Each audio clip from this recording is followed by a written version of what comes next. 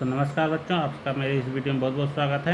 तो आज हम लोग उरण रपरा इस सूत्र की व्याख्या देखेंगे। उरण रपरा, तो जो लोग इसके पहले वाले वीडियो ना देखे हों वह लोग उसको देख लें, तभी ये सूत्र समझ में आएगा।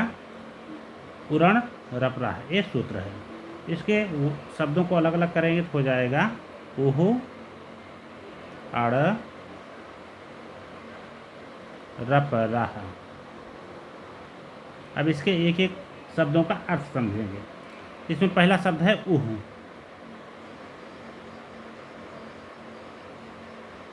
तो ये जो उह शब्द है ये री जो वर्ण होता है उसकी षष्ठी विभक्ति एक वचन का रूप है। षष्ठी विभक्ति एक वचन का रूप है।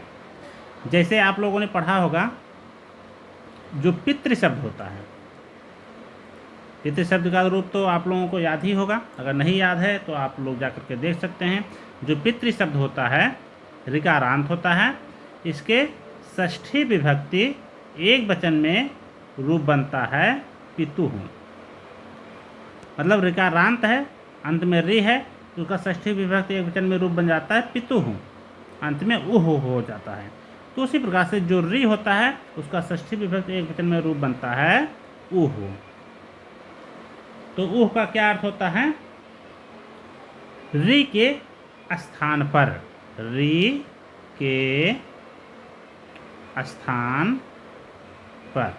तो उह ये जो पद है इसका अर्थ होता है रि के स्थान पर। और इसके पहले भी हमने बताया था जो सूत्र में जो षष्ठी विभक्ति में होता है उसका अर्थ होता है के स्थान पर।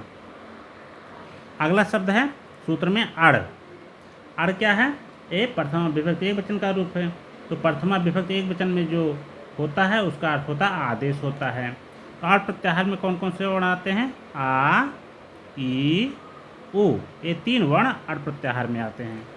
तो अड़ का अर्थ हो गया आ, ई, उ, आदेश होता है। आदेश होता है। अब अगला शब्द है रपर। रपर, रपरा। तो रपर का अर्थ होता है जिसके परे रा प्रत्याहार है। तो जिसके परे रा प्रत्याहार है वह रपर है। रपर मतलब रा प्रत्याहार परे वाला। तो रा प्रत्याहार में दो वर्ण आते हैं, रा और ला। तो रा प्रत्याहार परे मतलब रा अथवा ला जिसके बाद में हो वह रपर है। इस प्रकार से पूरे सूत्र का अर्थ हो जाता है। तो पूरे सूत्र का अर्थ हो जाएगा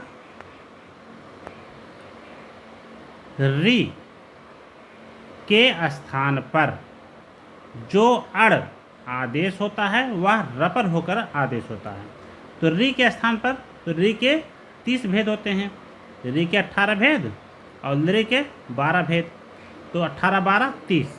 तो यहाँ पर रि के स्थान पर मतलब रि के 30 भेदों के स्थान पर जो अड़ मतलब आ, ई, उ, जो अड़ आदेश होता है वह रपर होकर के आदेश होता है। मतलब अगर आ आदेश होगा अर हो जाएगा अथवा अल हो जाएगा। मतलब रि के स्थान पर अगर आ आदेश होगा तो अर हो जाएगा, और लि के स्थान पर अगर आ आदेश होगा तो अल हो जाएगा। ई आदेश होगा तो इर अथवा इल हो जाएगा। उ आदेश होगा तो उर अथवा उल आदेश हो जाएगा। अभी आगे हम उदाहरण के माध्यम से समझेंगे। उदाहरण के लिए जैसे कृष्णर्धि। कृष्णर्धि ये शब्द है। तो इसका संधि विच्छेद करने पर हो जाए कृष्ण धन रिद्धि। अब यहाँ पर देखिए आद गुणा सूत्र लग जाएगा। आद गुणा। आद गुणा सूत्र क्या कहता है? इसका अर्थ यहाँ पर लिख दीजिएगा आप लोग। आद गुणा सूत्र कहता है आ वर्ण के पश्चात अगर स्वर होगा तो पूर्व और पर के स्थान पर एक गुण आदेश हो जाएगा। अब देखिए यहाँ पर एक कंडीशन हो रही है, रा के बाद आ है और आ वर्ण के बाद स्वर आ रहा है रि। तो आ वर्ण के बाद स्वर होने के कारण पूर्व और पर मतलब आ और रि के स्थान पर एक गुण आदेश होगा। तो गुण तो 3 ही है, आ, ए, ओ, तीन ही गुण हैं, इन्हीं में से एक आदेश होगा। तो जो अत्यंत समान होगा वही आदेश होगा। तो अत्यंत समान तो आ ही, आ वर्ण के समान आ ही है, तो आ आदेश हो जाएगा। अब अच्छा, ये जो गुण आदेश आ हुआ, यह किसके स्थान पर आदेश हुआ? आ के स्थान पर भी हुआ और री के स्थान पर भी आदेश हुआ, दोनों के स्थान पर आ आदेश हुआ। तो ये जो आ है वह, यह आ अड़ प्रत्याहार में आता है, अड़ प्रत्याहार के अंतर्गत आता है, क्योंकि अड़ प्रत्याहार में 3 वर्ण आते हैं, आ, ई, उ। तो ये आ अड़ प्रत्याहार में आता है और री के स्थान पर आदेश भी हुआ है। वैसे दोनों स्थान पर आदेश हुआ है, लेकिन यह री के स्थान पर भी आदेश हुआ है। इसलिए री के स्थान पर आदेश होने के कारण यह जो आ है वह रपर हो जाएगा। तो ये जो आ है, आ में रा जुड़ जाएगा, हो जाएगा अर। तो इस प्रकार से कृष्ण आ और री के स्थान पर आदेश हो गया, आ कैसे हो जाएगा? रपर हो जाएगा और धी, इस प्रकार से रूप बन जाएगा। तो कैसे होगा? उरण रूप रपरह सूत्र से, उरण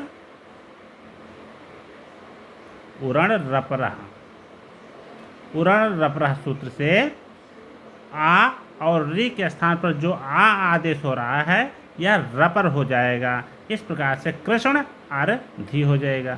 तीनों जोड़ देंगे तो हो जाएगा कृष्ण अर्धी, कृष्ण अर्धी। इस प्रकार से कृष्ण अर्धी रूप सिद्ध हो जाएगा। अब इसके बाद हम ला प्रत्याहार परे वाला एक उदाहरण देखेंगे। इसका उदाहरण है तवलकारः। तवलकारः ये उदाहरण है। इसका संधि विच्छेद हो जाएगा तव धन लिरकारः। अब यहाँ पर भी देख रहे हैं आद गुणा सूत्र लग जाएगा, आद गुणा। इसके आगे आप लोग इसका अर्थ लिख दीजिएगा। आवर्ण के बाद अच होने पर पूर्व और पर के स्थान पर एक गुण आदेश होता है। ऐसा अर्थ लिखने के बाद लिख दीजिएगा सूत्र से वकारोत्तरवर्ती आकार और लृ के स्थान पर एक गुण आदेश होता है। यहाँ पर ऐसा भी लिख सकते हैं, प्रस्तुत संदर्भ में वकारोत्तरवर्ती आकार के बाद स्वर लृ विद्यमान है, अतः आद गुणा सूत्र से आ और लृ इन दोनों वर्णों के स्थान पर एक गुण आदेश होता है। गुण 3 है, आ, ए, ओ। अतः स्थाने अंतरतमः सूत्र से, स्थाने अंतरतमः इस सूत्र से